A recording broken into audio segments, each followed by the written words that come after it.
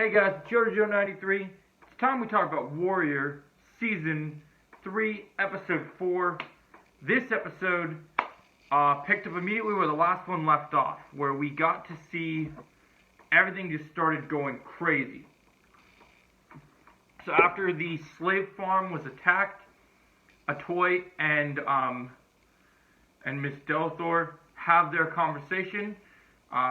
And basically they break up because she didn't think they could protect the girls, and she goes back to Chinatown. And then Miss Delthor feels like she needs to have this handled, and talks to and says Strickland won't get away with this. And then she goes her own way. They go separate ways. This storyline's kind of good.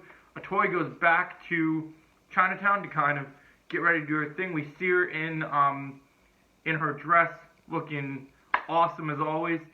Badass rock score plays. The music is awesome. It's great to see this, how it plays out. I thought this part of the episode was quite good. The beginning of this episode was a little slow, but trust me, this episode gets better and better as we move along. So then throughout the episode, we have this happen. Atoy's getting ready. Asam's like, you don't have to do this. I mean, it's too soon. Chow can take care of everything. And then she's like, do you have any idea how long it took me to put this dress on? So that was good. That was super well handled. I like that we have some more shenanigans with Hong's love interest this season, which is getting pretty interesting. I like his story. I've been a fan of his story for a while. I think it's going pretty well for him, and I think this was a really good way to tell that story. It really feels appropriate and really delivers in one of the best, superior, most awesome ways that it can be done. So this is really cool. We also get Leon and I can't remember his name, but Leon and Mark Darkos, who is new to the show but is great. They were training, and he's pretty much like, you're getting slow, man. And then so they're fighting, but then he's pretty much telling them that so they're sparring, and then Leon is worried about Mai Ling, and then Mai Ling goes to meet with the family and the blonde lady that's kind of like the new Penny now, and so they talk business with the dad. She shows her cash. Everything gets kind of interesting here. It gets heated up to a different level with everyone kind of trying to decide where does everything go from here, what is happening. It all kind of takes a head here. And so then we also have some stuff with the cops trying to figure out information. Lee finds out that one of the bills didn't trace back and traces it back to the Hopway lair. And here we really get to see, throughout this episode, we really get to see Lee come into his own. Big Dick Lee gets to really come into his own as literally feeling superior and feeling awesome that he is, I love what's going on with these agents. They have their own grounds to stand on. They have great feelings here, and it just works. Everyone's storyline's great. Hong's great. Buckley gets to have dinner with the brunette and gets a little bit more into her backstory. It gets a little more interesting.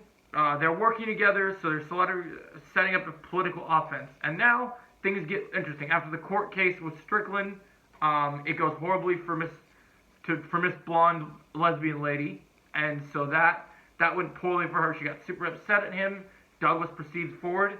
Then we get a scene where Douglas, aka Strickland, is using his sword, fencing one of the dummies. So this man can use a sword. So they're either gearing up for a fight versus Atoy and Strickland, or Asam's going to use those nunchucks and fight him, because Douglas is our main villain, and I'm really liking his story so far. I think there's so many different characters and moving parts in this episode that really work for me. It really just elevates the story further and just brings it to another level of storytelling that I just have never seen before. And I love how this episode's cut together like that. And so then that takes place, and while we're getting all the stuff with the cops kind of trying to do their thing,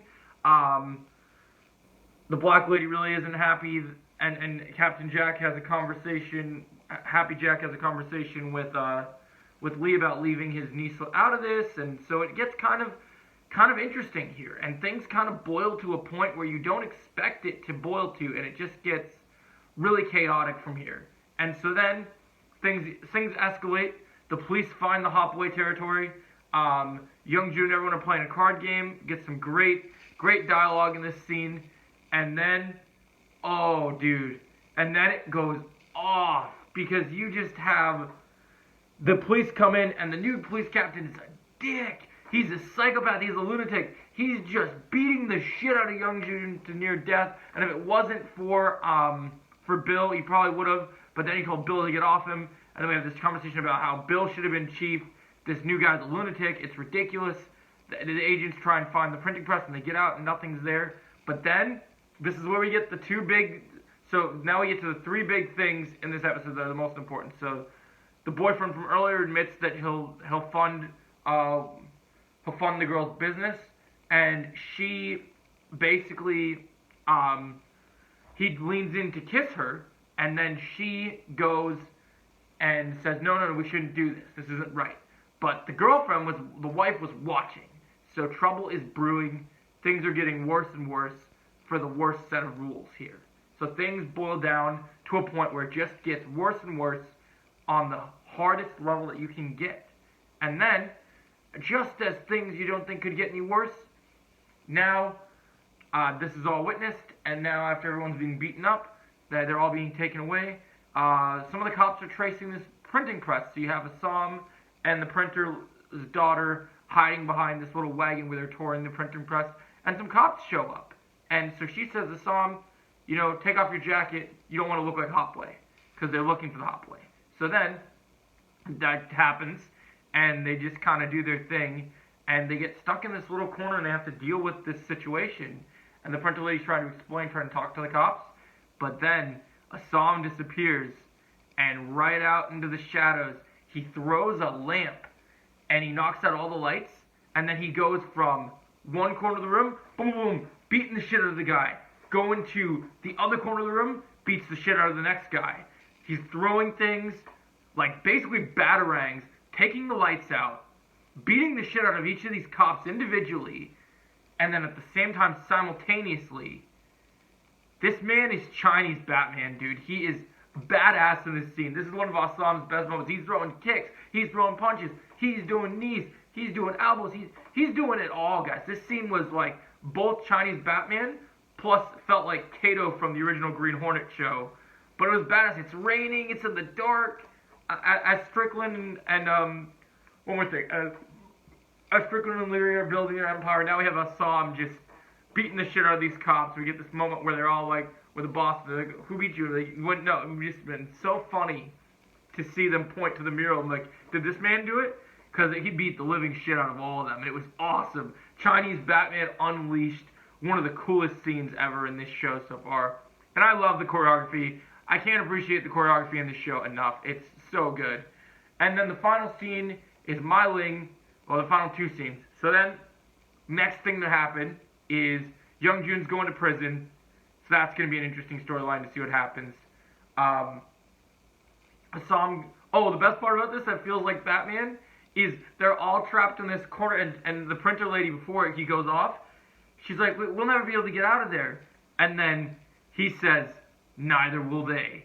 And just, epic Batman voice. Just starts beating the shit out of everyone. The scene made me so giddy. It's so good. It's so good. I know some people thought of this episode as like a placeholder. They didn't feel like it was that important. But this episode sets up so much for the rest of the episode. It's just great. And so the Warrior season, so then we're going to get to, Warrior season 3 just keeps getting better. And it's no different in episode 4. It just keeps getting better, which we're going to get to in the end of this review. So, next thing that happens is, Printer Lady takes Assam back, and she's like, you beat up those cops, I didn't want to be a part of this. And she kind of gets mad at him, and then he just kind of embraces her, like, look, I need to protect you, normal stuff. And then, they finally have their moment. They get sticky for the first time ever, and it's glorious, it's awesome.